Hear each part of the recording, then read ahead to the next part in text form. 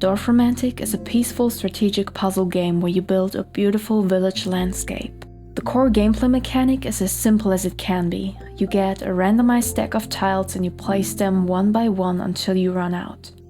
The initial hexagons contain houses, forests, fields, railroads, rivers, and plains. And some of them come with certain requirements you have to fulfill in order to gain more tiles. So you might have to build a huge forest, a small village, or a long winding river. The developers and many reviewers describe Dorfromantik as a very calm and relaxing game. One person even went so far as to call it the game equivalent to having a cat fall asleep in your lap. To be honest, I'm not sure I agree.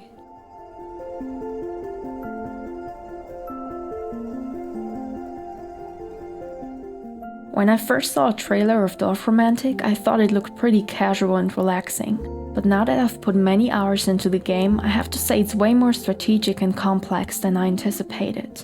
The main objective of the game is to get a new high score. In order to gain as many points as possible, you should try to match every side of a hexagon perfectly to the surrounding tiles, because for every matching edge you will gain 10 points. Placing a perfectly matched plot also gains you precious additional tiles, and thus is a great way to keep you in the game. One of the most interesting strategic challenges comes with the different types of tile requirements. The plus sign indicates that you need to build a group of at least that many objects, while a plain number means that you have to build exactly that many. So in many cases you end up waiting for that one hexagon with the right amount of objects to finish a challenge. And sometimes you might even have to abandon the quest, because it clashes with another tile requirement that you need to complete as soon as possible in order to not run out of tiles. When you finish a challenge with a triangle in the upper right corner, a tiny flag appears, indicating that you need to close off the area in order to gain additional points and tiles. You need to plan your landscaping accordingly and figure out when to expand and when to close off an area. When you hover over a flag or sign, every side that you can still connect new tiles to lights up, which is a neat feature, especially with larger areas.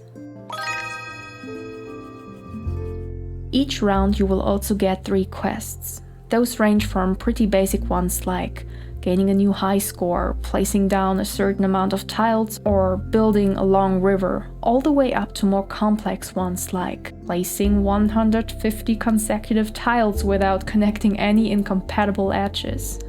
For each completed quest you will either unlock new skins or new types of tiles like boats, trains, or deer.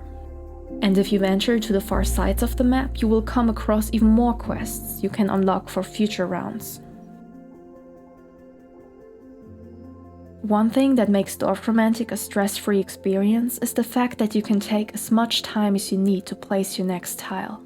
But determining if it's a relaxing or a challenging experience overall greatly depends on how much you care about the score.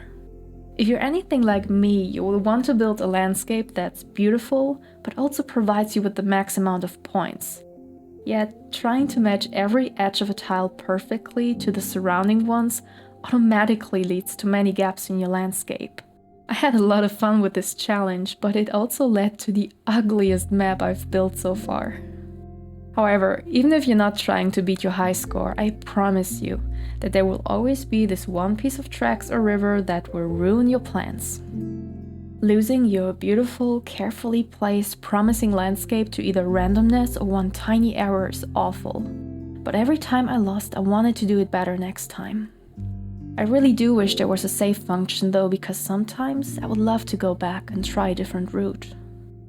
At the time of this review, the game is still in early access, and the developers are currently working on a creative mode that will probably be great for people who just want to relax. For a small team of just 4 game design students, it's quite impressive how well-rounded this game is already. I love the elaborate scoring system, the calm music, and the clean and simple look, with all the little details like spinning windmills, the deer that sometimes venture out of the forests, and the little boats chugging along the river. Overall, I recommend Dorfromantik to everyone who's looking for a strategic puzzle game that's not overly complex. Thank you for checking out my very first review. Let me know what you think and subscribe if you want to see more.